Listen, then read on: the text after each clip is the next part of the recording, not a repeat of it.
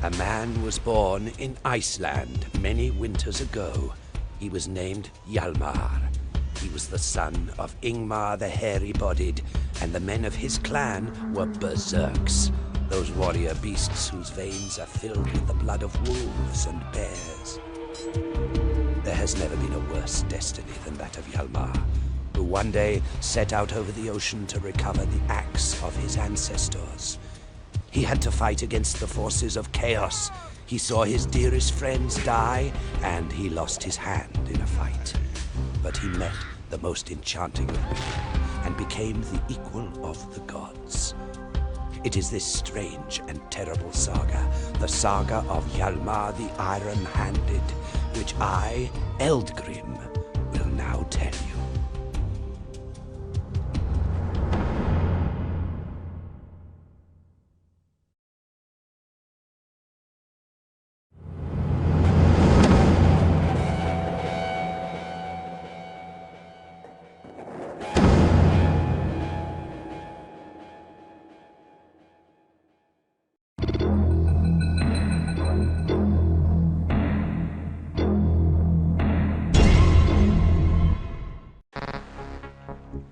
Ingmar, Hjalmar's father, had two old friends, Ingolf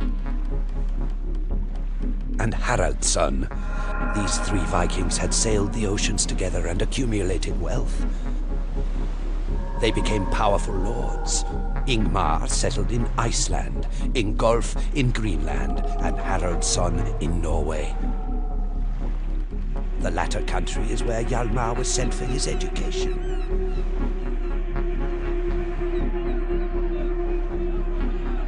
Haraldsson is the second most powerful man in Norway after King Olaf, but his financial situation is very precarious because the last raids turned out badly. Furthermore, since the inexplicable death of his son several months ago, he is suffering from a strange disease which leaves him totally exhausted.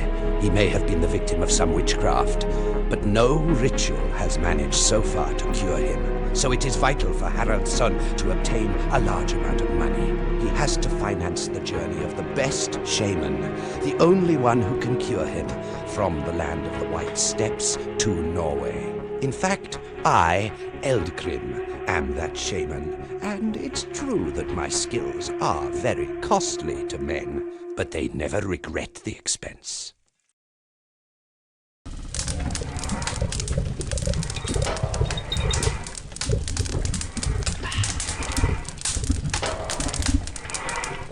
Over in Kiev, they have all become mad. They are demanding a huge quantity of merchandise, which they claim they need to finance the journey of Eldgrim, famous shaman. So I have to gather these goods from all over the north. Our northern world is a vast area. Pass me a sword and I will show you where all these goods will have to come from.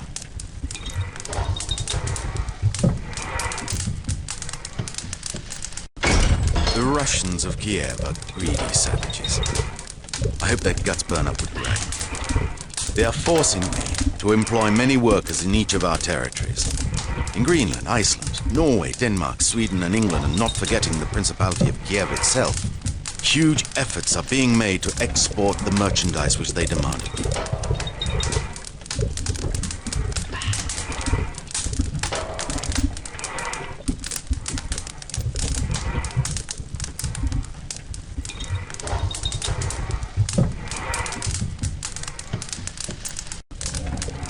I come from the Danelaw, the kingdom of England with the misty cliffs.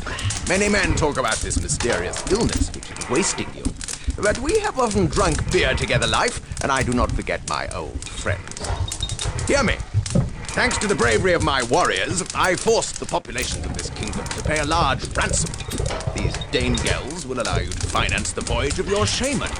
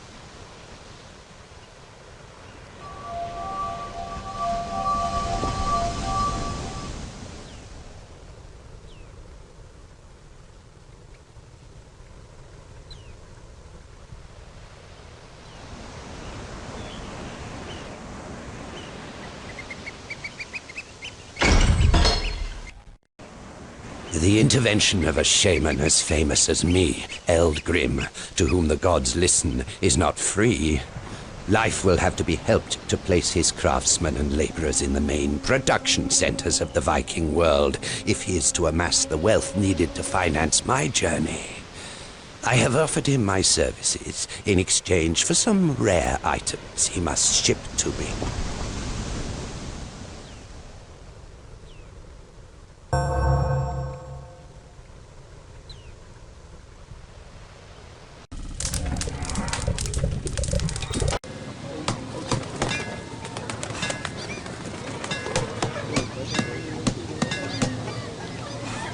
In Denmark, the earth received our seeds kindly and our harvests have been fruitful. The sale of our cereals will enable the powerful Haraldsson to finance his distant shaman's journey. I would like handsome Haraldsson to recover quickly, but his shaman will be expensive. I am also contributing to financing the shaman's journey. I brought back from Iceland this very sturdy vadmal, woven from the thickest of wools. This fabric will sell well. By the spirit that sleeps under the ice, armed with a harpoon like that, I could face up to any of the wild beasts which haunt the steppes around Novgorod. I have no hesitation in buying it. I have come from Greenland with my hunting bag full of walrus ivory. It is easy to carve and very robust in use. There is no better material for game counters, tackle, and other useful objects.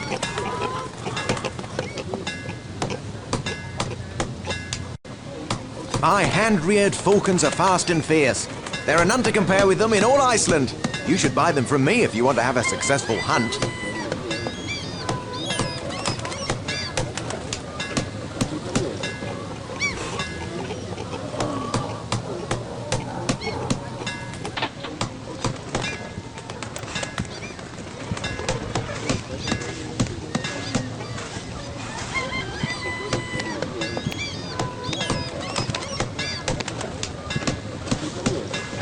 Let me tell you where to find the best Trojans, those slaves with the big muscles.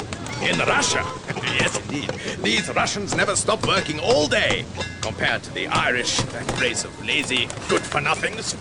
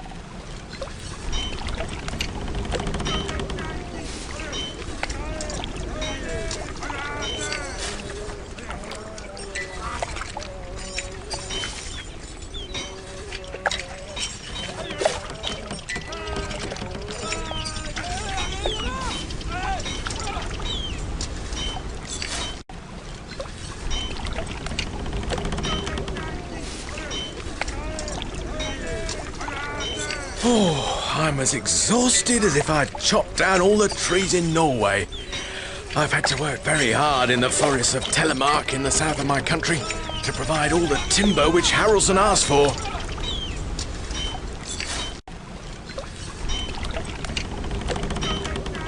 Those who like meat, listen to me! I risked my life to hunt this bear, and I've brought it back from our colonies in the east of Greenland. I will sell it to the highest bidder.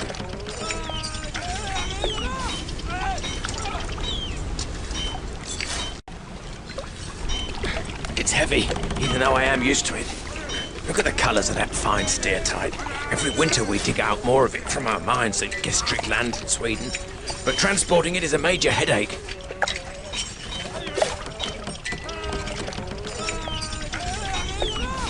I can see the shiny saliva on your lips as you lick them. It's no wonder this is the tastiest stockfish in all of Scandinavia. I caught it off the Lofoten Islands. All the gourmets in the Frankish and Saxon kingdom begged me to send them some.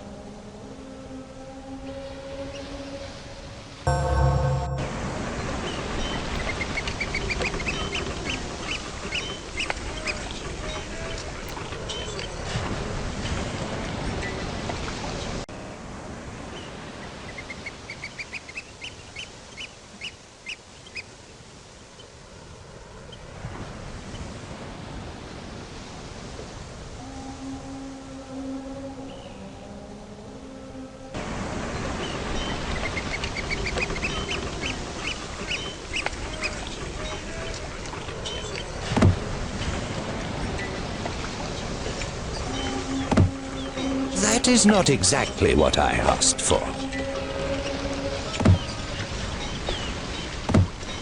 That is not exactly what I asked for.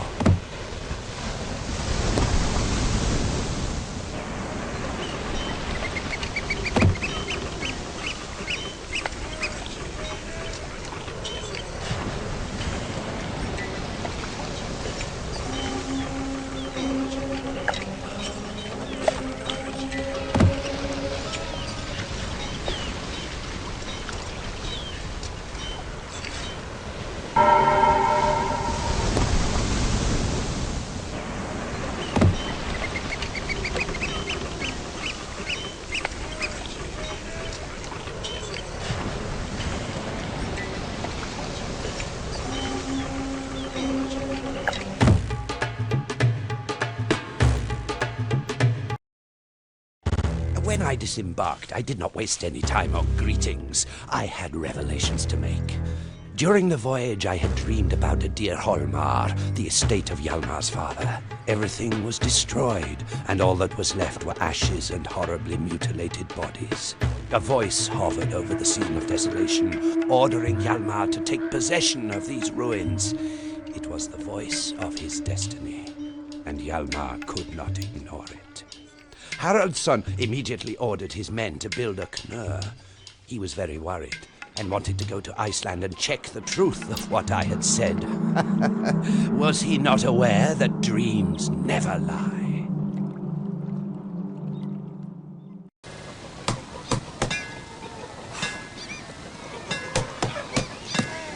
By Odin's beard, has Haraldsson's brain gone as soft as I've been told? I'm sure it has. How can he hope to build a knurr so quickly? It's not so easy to make windlasses in such a short time.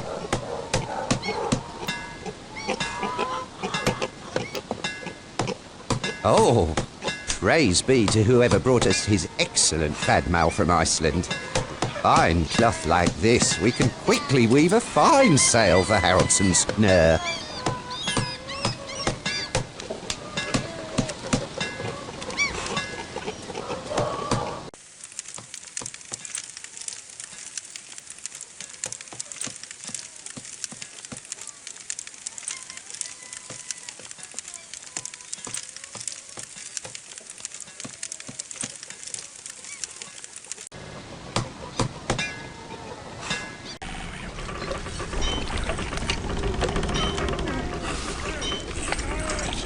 Watch how a knurr is built, Hjalmar. All these men are skilled in their work. The woodcutter knows how to bring down the mightiest tree. The blacksmith is able to feed the ore into his furnace and release the metal he will use to forge the parts of the ship.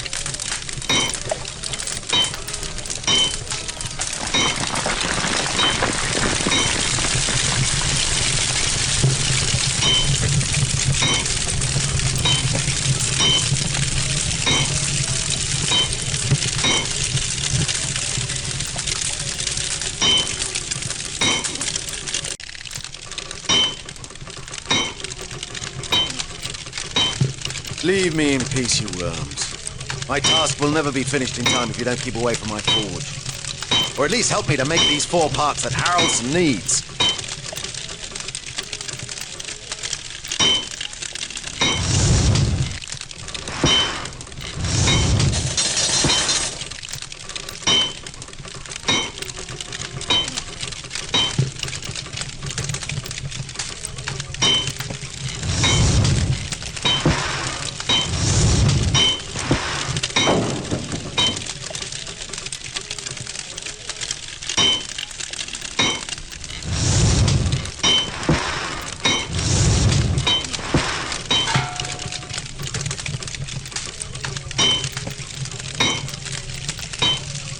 Only one job left, the finest yet, the wind vane.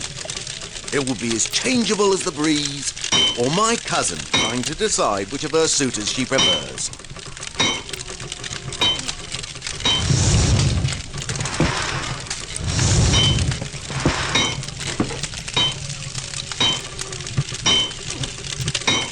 Leave me in peace, you worms.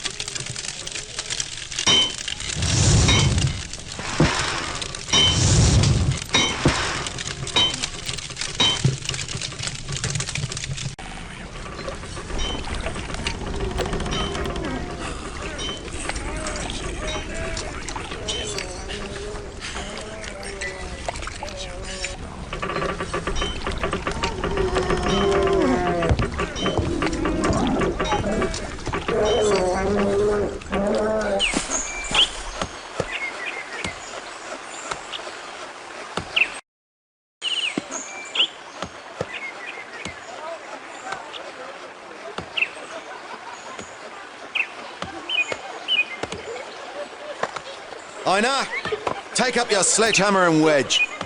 Split this pine trunk. We'll cut it up to make the planking. Thorgeist, you're as strong as a bear. Chop down this stout oak. It'll provide our ship's carpenters with fine timber to make the main parts of the canoe.